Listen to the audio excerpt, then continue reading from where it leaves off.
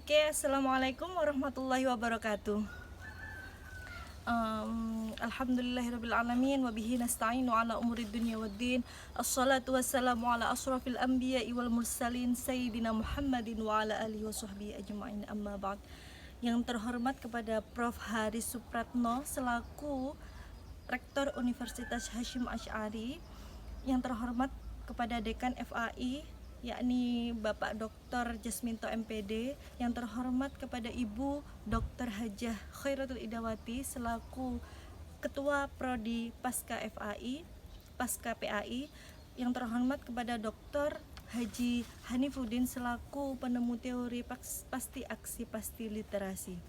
Tak lupa yang saya sayangi yakni orang tua saya, ayah saya yaitu Pak Syuhada, dan juga ibu saya yang tercinta Aisyah Rofatin, dan tak lupa yang saya sayangi juga suami saya yakni Ahmad Naim dan anakku tercinta Banafsya Fayyaz.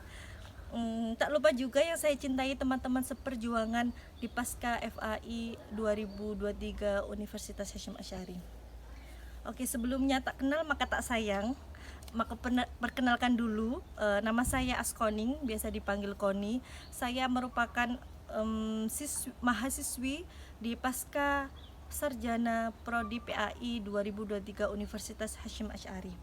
Oke, di sini saya akan menjelaskan mengenai Hasyim Asy'ari. Di sini ada beberapa hal yang akan saya jelaskan, yakni ada biografinya, pendidikan, kemudian organisasi yang beliau ciptakan atau dirikan, kemudian ada resolusi jihad, ada karya-karya beliau, terus dan juga beliau merupakan seorang penjaga tradisi dan juga tokoh modernisme. Oke, yang pertama yakni biografi Hasyim Asy'ari. Beliau lahir pada tanggal 14 Februari 1871 dan beliau adalah putra ketiga, dan Hadratus Syekh Hasyim Asy'ari ini adalah keturunan Nabi Muhammad SAW, memiliki garis keturunan. Kalau diurutkan ke atas itu memiliki garis keturunan kepada Nabi Muhammad, dan juga beliau mempunyai garis keturunan pada Raja Brawijaya.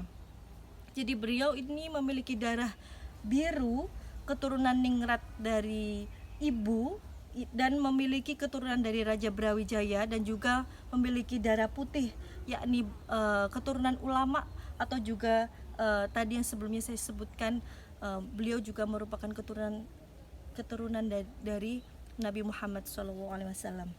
Selanjutnya pendidikan. Di sini saya akan menjelaskan mengenai dua fase atau dua periode. Yang pertama ada periode di Indonesia. Jadi beliau waktu masih kecil, umur 1 sampai 5 tahun, beliau itu dididik atau diajar oleh kakek beliau.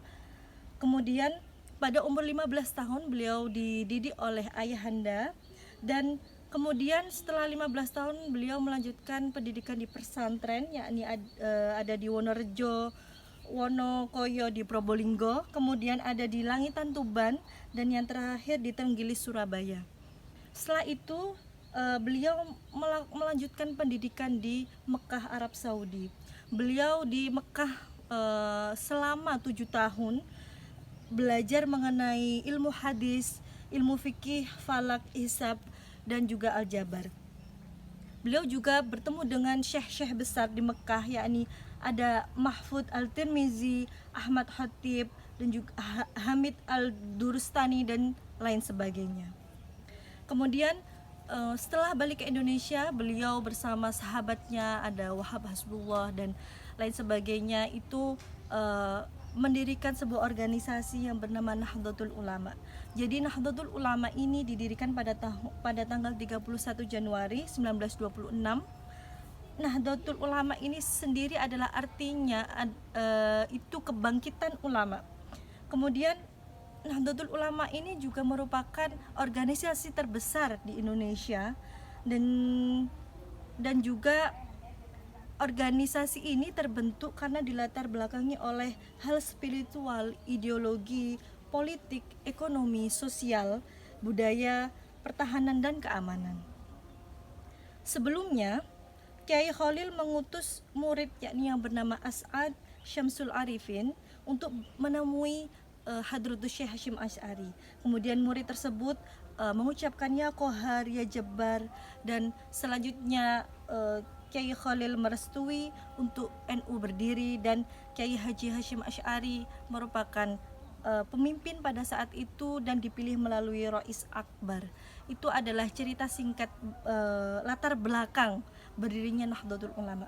Selanjutnya ada resolusi jihad. Resolusi jihad ini digaungkan oleh Hadratus Syekh Hasyim Asy'ari pada tanggal 22 Oktober 1945.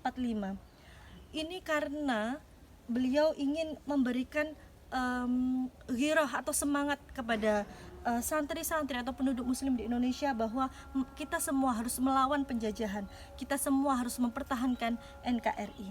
Kemudian selanjutnya karya-karya beliau yang ditulis semasa hidup itu ada 10 yang saya catat. Di sini ada At-Tibyan, Qanun Asasi, Mawa'id, Arba'in Hadisan, Nurul Mubin fi Mahabbah Sayyidil Mursalin, At-Tanbihat, Risalah Ahlus Sunnah wal Jamaah, Ziyadat Ta'liqat ala Manzumah, Dinaul Misbah fi Bayan Ahkam An-Nikah. Selanjutnya Hadratus Syekh Hasyim Asy'ari ini juga penjaga tradisi. Jadi beliau itu mengetahui bahwa sebelum adanya Islam masuk di Indonesia merupakan penduduk Indonesia ini melakukan banyak hal budaya-budaya yang masih berbau dengan budaya Hindu, dan beliau tidak menghapus budaya-budaya yang hapus itu, melainkan melakukan asimilasi atau dicampurkan dengan adanya unsur-unsur agama, yakni adanya dibaan, baca tahlil, istighosah, dan juga ziarah kubur. Kemudian yang terakhir, Hadratus Syekh Hasyim Asy'ari adalah merupakan seorang tokoh modernisme. Kenapa? Karena pada saat itu beliau mengkolaborasikan antara profesional dan agamawan.